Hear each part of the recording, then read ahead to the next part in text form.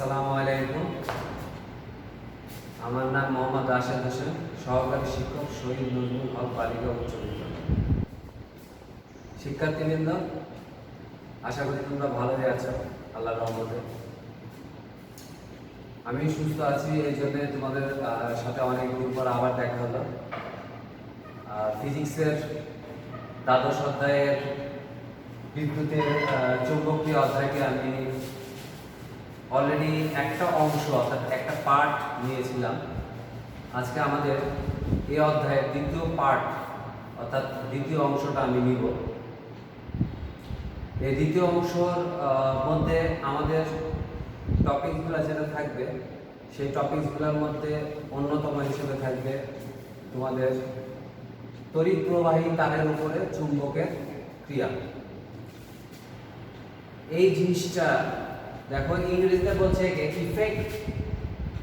Effects of magnet on a current carrying line wire. এখন এই যে ইংরেজিটার মানে যে একটা তারের উপর দিয়ে কিভাবে চুম্বকের প্রভাব বা তড়িৎ প্রবাহী তারের উপর দিয়ে কিভাবে চুম্বকের প্রভাবটা বিস্তার লাভ করে, এটা তোমাদেরকে এখানে ব্যাখ্যা করে দেখানো হবে। তো সর্বপ্রথম যেহেতু এখানে দুইটা জিনিস আসে, একটা হচ্ছে তড়িৎ বা বিদ্যুৎ, আরেকটা জিনিস আসে চুম্বক। এই চুম্বক পদার্থ সম্পর্কে তোমাদের অলরেডি জানা আছে, ধর্মগুলাও জানা আছে। আর বিদ্যুৎও চুম্বকের মতো আচরণ করে, এইগুলো তোমাদের জানা আছে। দুইটা সাইড থাকে বিদ্যুতের, এটাও তোমাদের জানা আছে।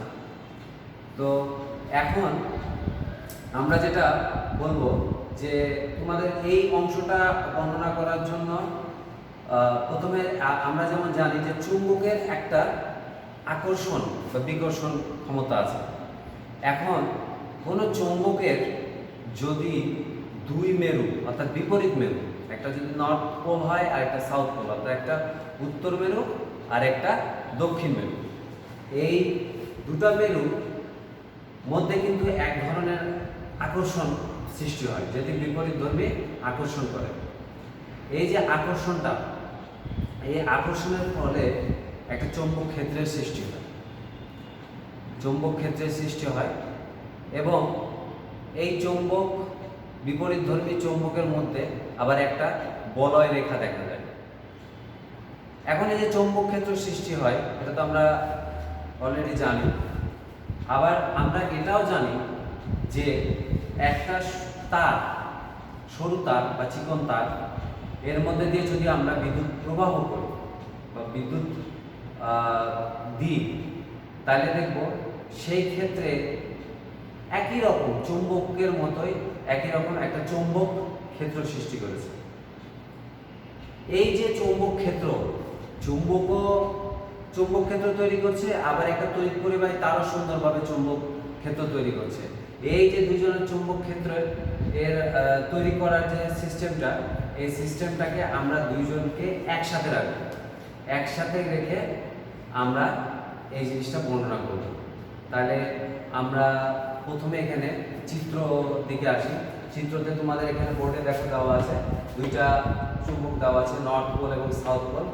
আর চুম্বকের এই অংশটাই দেওয়া আছে, দেখো খেয়াল করে, এই অংশটাই দেওয়া আছে তোমাদের একটা সরু তার দেওয়া আছে। আর সরু তারের এক অংশ দিয়ে অর্থাৎ নিচ থেকে উপরের দিকে বিদ্যুৎ প্রবাহ দেওয়া আছে। আর চিত্র 2 এ দেওয়া আছে তোমাদের বলরেখা দেওয়া আছে, চিত্র কিভাবে দুইটা বিপরীত ধর্মী চুম্বকের মধ্যে দিয়ে বলরেখাটা দেখানো হয়েছে। আর তৃতীয় চিত্রতে আমরা সুন্দর করে কিভাবে বলরেখাগুলো তার দিক পরিবর্তন করছে তড়িৎ প্রবাহের মাধ্যমে, এটা বর্ণনা করব। তাহলে প্রথমে আমরা আসি, আমরা একটা চুম্বক নিই। চুম্বকের দুইটা অংশ থাকে, উত্তর মেরু এবং দক্ষিণ মেরু। এই পাশাপাশি রেখে দুইটা চুম্বককে পাশাপাশি রাখা হবে।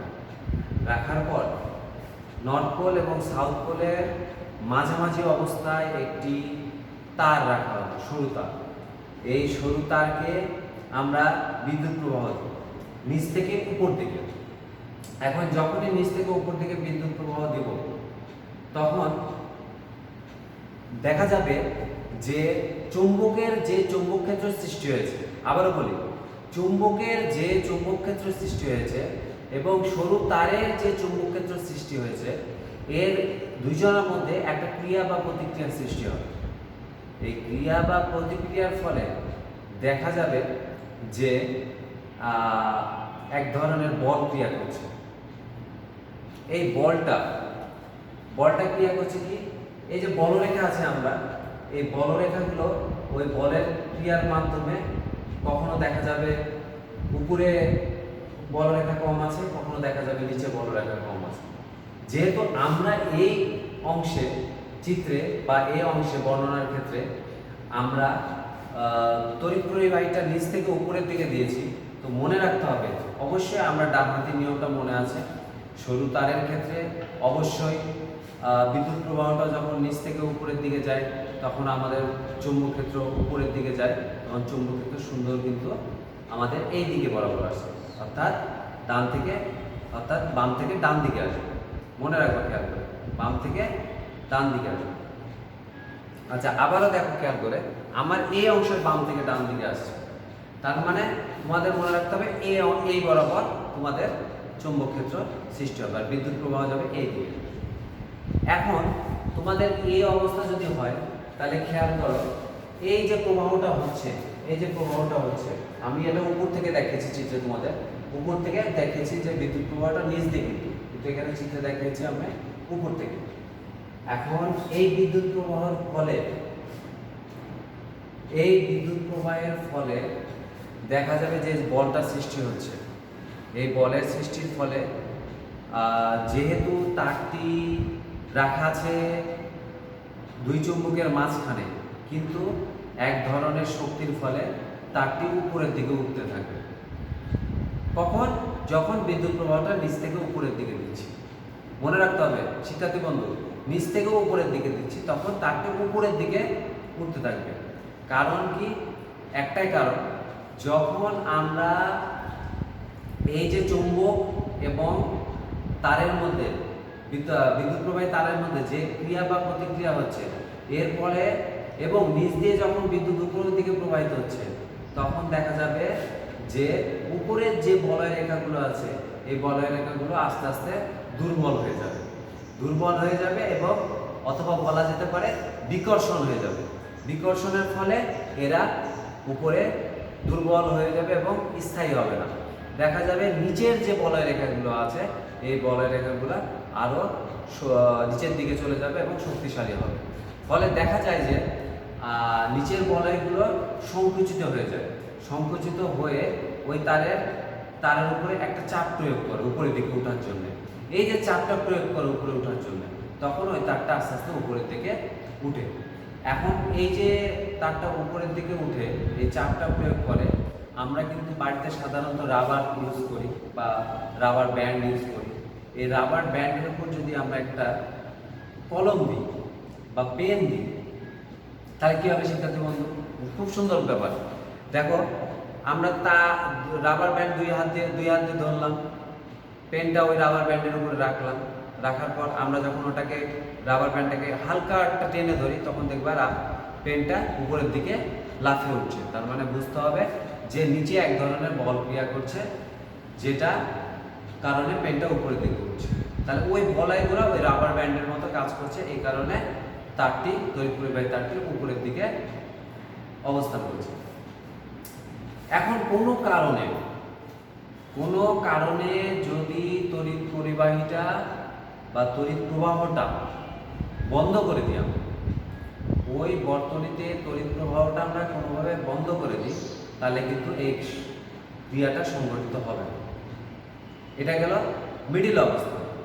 আরেকটা অবস্থান আসে, যেটা হচ্ছে ওই বর্তনীতে যদি আমরা এর আগে যেটা দিয়েছিলাম নিচ থেকে উপরের দিকে বিদ্যুৎ প্রবাহ দিয়েছিলাম, এখন উপর থেকে নিচের দিকে যদি আমরা বিদ্যুৎ প্রবাহ দিই, তাহলে কিন্তু ঠিক তার বিপরীত হবে। অর্থাৎ তড়িৎ পরিবাহী তারটি তখন নিচের দিকে আস্তে আস্তে করে কি করবে? নামতে থাকবে। অর্থাৎ উপরের যে বলয় রেখাগুলো আছে তখন তার বিপরীত কাজ করবে, অর্থাৎ নিচের বলের রেখাগুলো দুর্বল হয়ে যাবে, উপরের বলের রেখাগুলো সবল হয়ে যাবে। এই সবল হওয়ার ফলে সংকুচিত হবে উপরের বলয়গুলো, উপরের বলয়গুলো সংকুচিত হবে এবং সংখ্যাও বাড়বে বলয় রেখা। এর ফলে কি হবে, নিচের যে তারটা আছে নিচের দিকে প্রেসার করবে বা চাপ দেবে।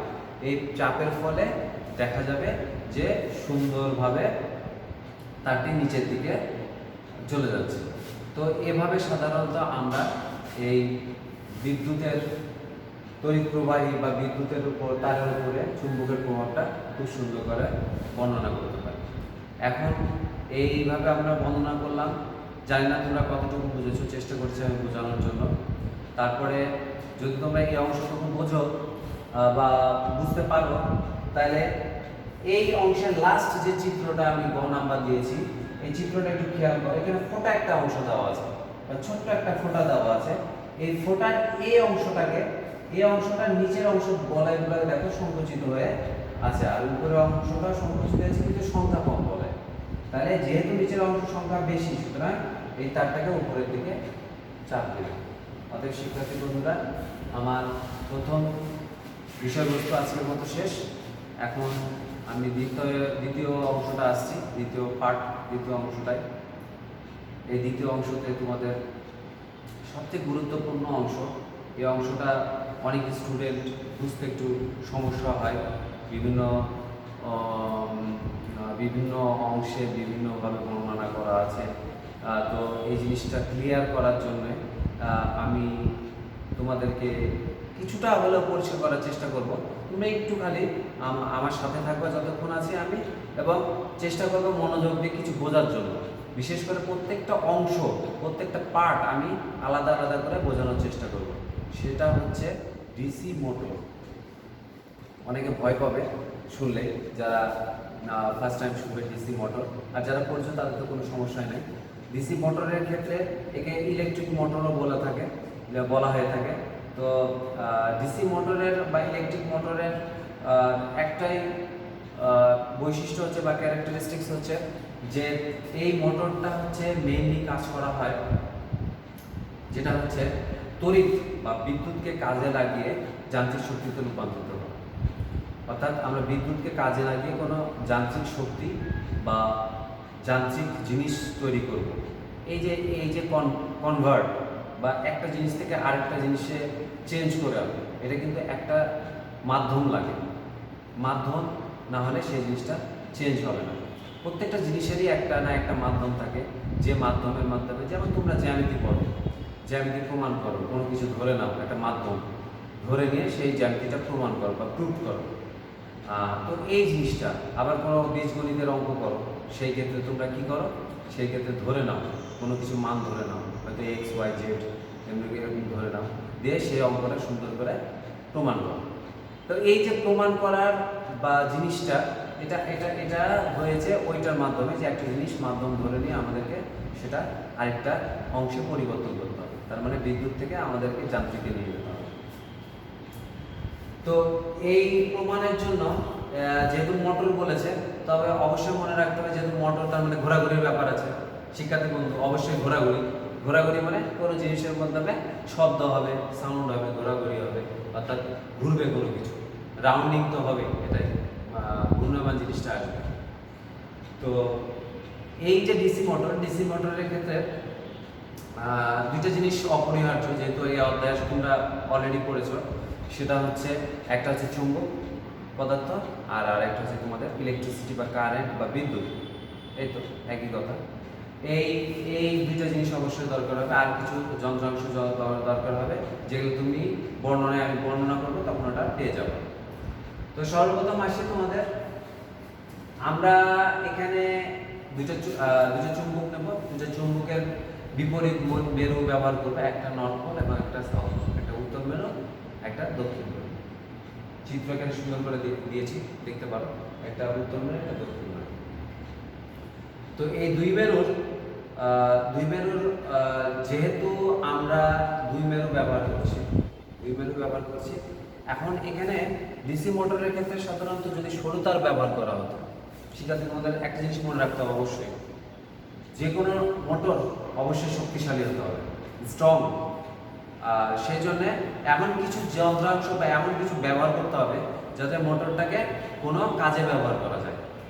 তো সেই জন্যে আমরা সরু তার ব্যবহার করতে পারি না, কারণ সরু তারে যে পরিমাণ চুম্বক ক্ষেত্র সৃষ্টি হবে সেটা দিয়ে আমাদের ডিসি মোটরের কার্যক্রম শক্তিশালী হবে।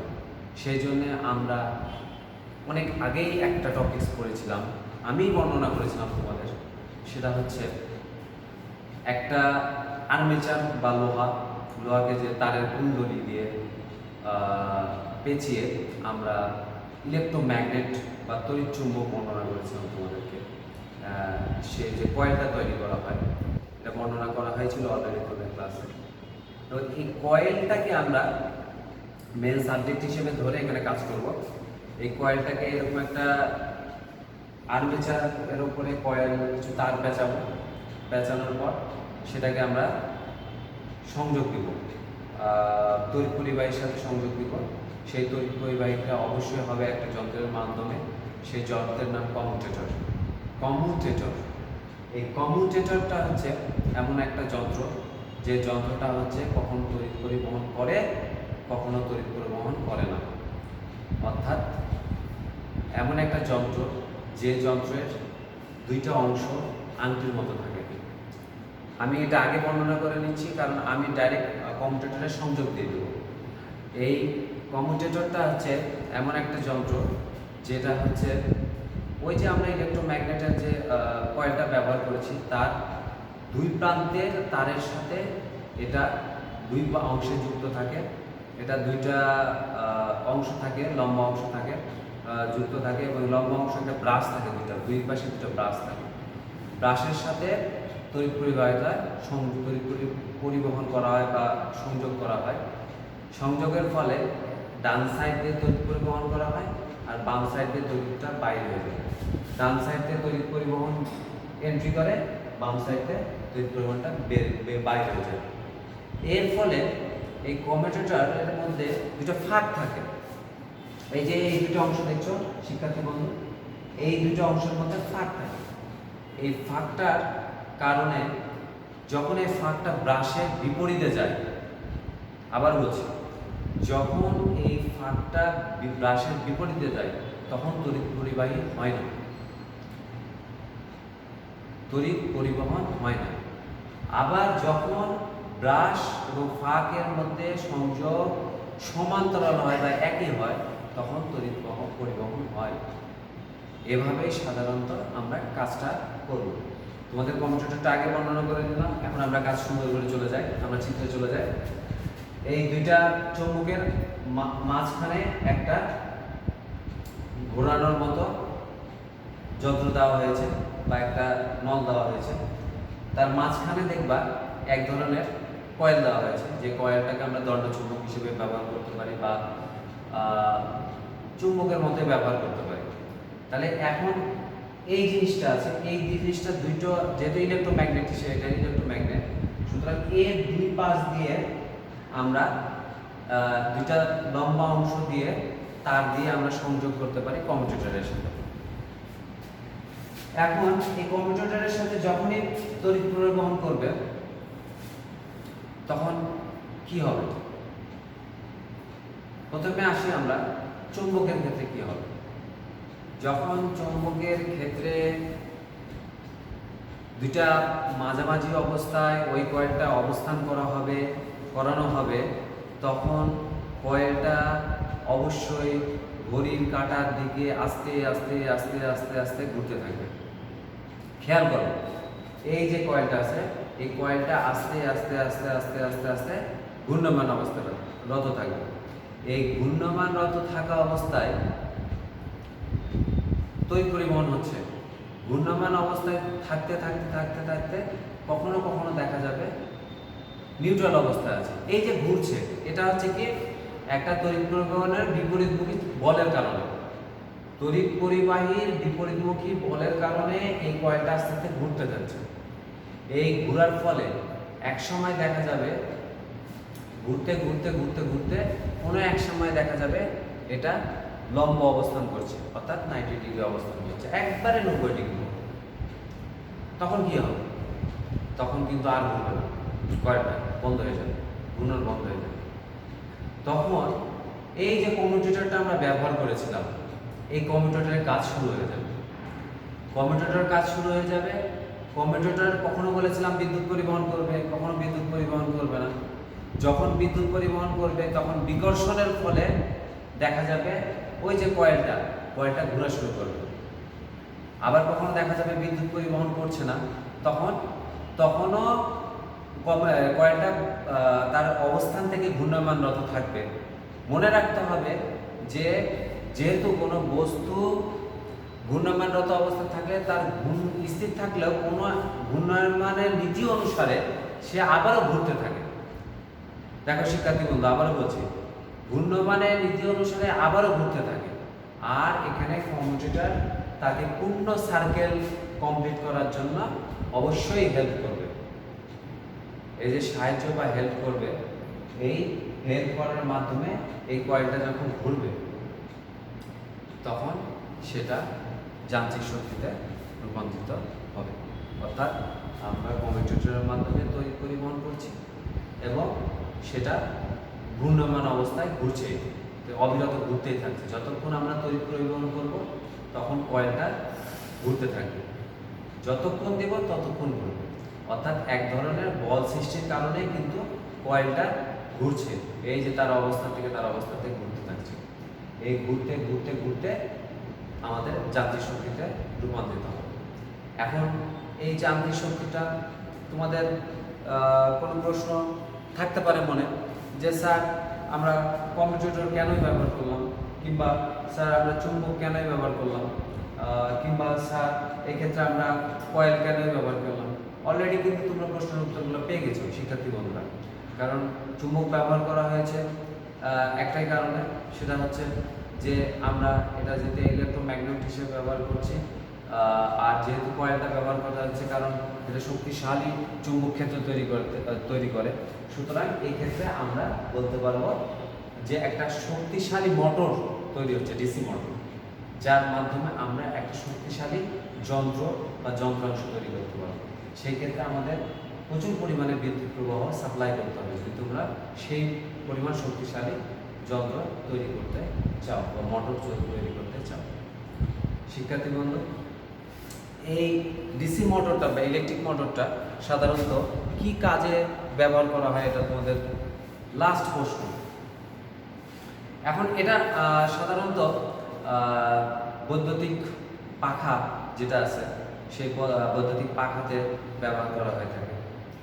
আর আরও কিছু জায়গায় ব্যবহার করা হয়ে থাকে, সেইটা হচ্ছে তোমাদের বিভিন্ন যন্ত্রাংশ মোটরে ব্যবহার করা হয়ে থাকে এই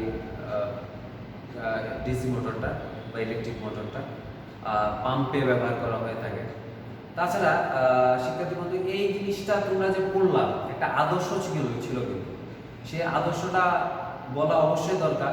সেই আদর্শটা হচ্ছে কি, তোমরা এতক্ষণ যে কাজ করলাম, বিদ্যুৎ প্রবাহটা করলাম, কিংবা চৌম্বক ক্ষেত্র একটা সৃষ্টি হয়েছিল সেই চৌম্বক ক্ষেত্রটা করলাম, এই চৌম্বক ক্ষেত্র এবং বিদ্যুৎ প্রবাহ এটা কিন্তু কিসের মধ্যে হয়েছে তোমরা কি একটু খেয়াল করতে পারবা? আমরা কিন্তু আগেই বলেছিলাম, যদি কোনো সরু তার হয় তার ক্ষেত্রে বিদ্যুৎ প্রবাহ চৌম্বক ক্ষেত্র আলাদা, আবার যদি কোনো বৃত্তাকার বা লুপের ক্ষেত্রে হয় সেই ক্ষেত্রেও চুম্বকের প্রবাহ বা বিদ্যুৎ প্রবাহ আলাদা। খেয়াল করো শিক্ষার্থী বন্ধু, এই ক্ষেত্রে তোমাদের আমি বলেছিলাম তোমাদের এর প্রিভিয়াস ক্লাসে অর্থাৎ পূর্বের ক্লাসে আমি বলেছিলাম, অবশ্যই মনে আছে কিনা জানি না, তবে একটু আগে যদি মনে না থাকে আগের ক্লাসটা একটু রিভিউ করে দেখে নিও তোমরা। তো সেই ক্লাসে আমি বলেছিলাম যে যখন কোনো বৃত্তাকার লুপ থাকবে, অর্থাৎ এখানে আমরা লুপই ব্যবহার করেছি, লুপ মানে বৃত্তাকার অংশ ব্যবহার করেছি, যেহেতু বৃত্তাকার অংশ ব্যবহার করেছি তাহলে সুতরাং বা কয়েল ব্যবহার করেছি, সেক্ষেত্রে আমাদের কি ব্যবহার করতে হবে অবশ্যই মনে রাখতে হবে, এটা হচ্ছে তোমার চুম্বক ক্ষেত্র আর বিদ্যুৎ প্রবাহ হবে এদিক দিয়ে।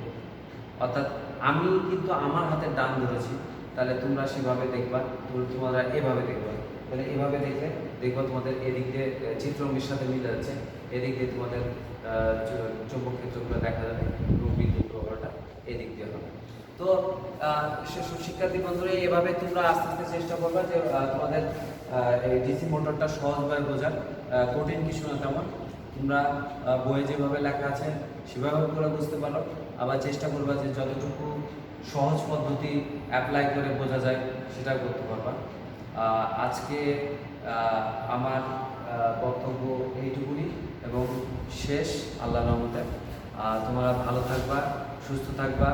এই সময় ভালো থাকা, সুস্থ থাকা সবচেয়ে বড়। আর ক্লাসগুলো একটু দেখো, শহীদ নজরুল হক বালিকা উচ্চ বিদ্যালয়ের প্রত্যেকটা শিক্ষকের ক্লাসই অনেক সুন্দর হচ্ছে, ভালো হচ্ছে। তোমরা ক্লাস দেখবা। আরেকটা কথা বলি শিক্ষার্থী বন্ধু, তোমরা যদি সময় পাও বাড়িতে বেশি করে পড়ালেখা যদি নাও করতে ইচ্ছা করে, তাহলে এমন কিছু গল্পের বই কিংবা সায়েন্স ফিকশনের বই কিংবা তোমাদের যে বইগুলা ভবিষ্যতে ভালো কিছু জানতে সাহায্য করবে এরকম বইগুলা পাঠ করবা, যাতে মনও ভালো থাকে এবং তুমি কিছু শিখতে পারো, এ ধরনের বই পাঠ করবা। তো এই বলে আমি বিদায় নিচ্ছি। তোমরা ভালো থাকো, সুস্থ থাকো। রাশেদ স্যার তোমাদের মাধ্যমে সুস্থ থাকলে আবার ফেরত আসবে, তোমাদের সাথে আবার দেখা হবে। আসসালামু আলাইকুম।